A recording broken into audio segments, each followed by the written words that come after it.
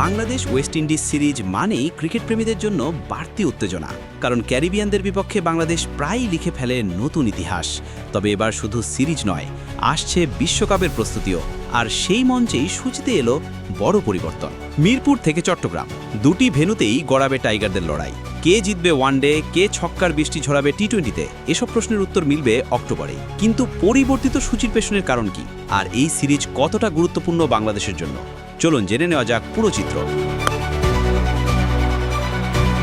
Bangladesh West Indies সিরিজকে ঘিরে cricket প্রেমীদের আগ্রহ বরাবরই একটু বেশি, কারণ ইতিহাস বলছে এই প্রতিপক্ষের বিপক্ষেই বাংলাদেশ অনেকবার নিজের শক্তি প্রমাণ করেছে।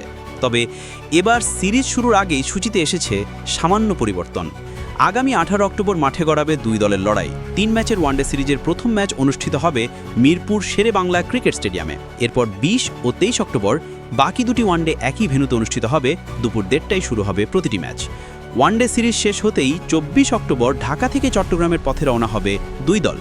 নতুন সূচি অনুযায়ী বীরশ্রেষ্ঠ flight lieutenant Motiur Rahman cricket স্টেডিয়ামে 3 ম্যাচে টি-20 সিরিজ অনুষ্ঠিত হবে যথাক্রমে 26, 28 ও 31 অক্টোবর। সবগুলো ম্যাচ শুরু হবে সন্ধ্যা 6টায়। এই সিরিজের গুরুত্ব অনেক, কারণ 2026 টি-20 বিশ্বকাপের আগে এটাই হতে পারে দুই দলের শেষ আন্তর্জাতিক প্রস্তুতি।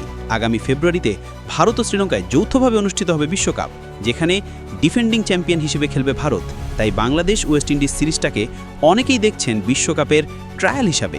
কোন দল কোন কম্বিনেশন নিয়ে নামবে, কাকে ফিনিশার হিসাবে তৈরি করবে, কিংবা কোন বলারকে মূল অস্ত্র ভাববে, এসবের বড় পরীক্ষা হয়ে যাবে এখানেই। বাংলাদেশের জন্য ওয়েস্ট ইন্ডিজের বিপক্ষে সাম্প্রতিক অতীত বেশ উজ্জ্বল। 2024 সালের ডিসেম্বর-জানুয়ারিতে টাইগাররা প্রথমবারের মতো ক্যারিবিয়ানদের ঘরের মাঠে টি-20 সিরিজে হোয়াইট ওয়াশ করে। 3 ম্যাচের সিরিজে 0-3 ব্যবধানে জয় এনে ইতিহাস গড়েছিল সাকিব মাহমুদুল্লাহরা। এর মাধ্যমে 2012 সালের পর প্রথমবার প্রতিপক্ষকে তাদের ঘরের মাঠে 3 ম্যাচে টি-20 সিরিজে ধবলধোলাই করার কৃতিত্ব দেখায় বাংলাদেশ। তবে ওই সফরে ওয়ানডেতে বাংলাদেশ হোয়াইট ওয়াশ হয়েছিল, আর 2 ম্যাচের টেস্ট সিরিজ শেষ হয়েছিল 1-1 সমতায়। অর্থাৎ সীমিত ওভারের খেলায় বাংলাদেশের উন্নতির ধারাবাহিকতা থাকলেও ওয়ানডেতে এখনও ঘাটতি আছে। তাই আসন্ন সিরিজে সেই দিকটি সবচেয়ে বেশি নজরে থাকবে। অন্যদিকে ওয়েস্ট ইন্ডিজ দলও পিছিয়ে নেই। তাদের নতুন প্রজন্মের ক্রিকেটাররা বেশ ভালো ছন্দে আছেন, বিশেষ করে পাওয়ার হিটিংয়ে তারা বরাবরের মতো এগিয়ে। তাই বাংলাদেশকেও নিজেদের কন্ডিশনে স্পিন ও স্মার্ট বোলিং দিয়ে প্রতিপক্ষকে চ্যালেঞ্জ জানাতে হবে। সব মিলিয়ে অক্টোবরের এই সিরিজ শুধু একটি সাধারণ ক্রিকেট সিরিজ নয়, এটা দুই দলের জন্যই এক ধরনের জেনারেল পরীক্ষা, যেখানে পাওয়া যাবে বিশ্বকাপের আগে শেষ প্রস্তুতির রসদ।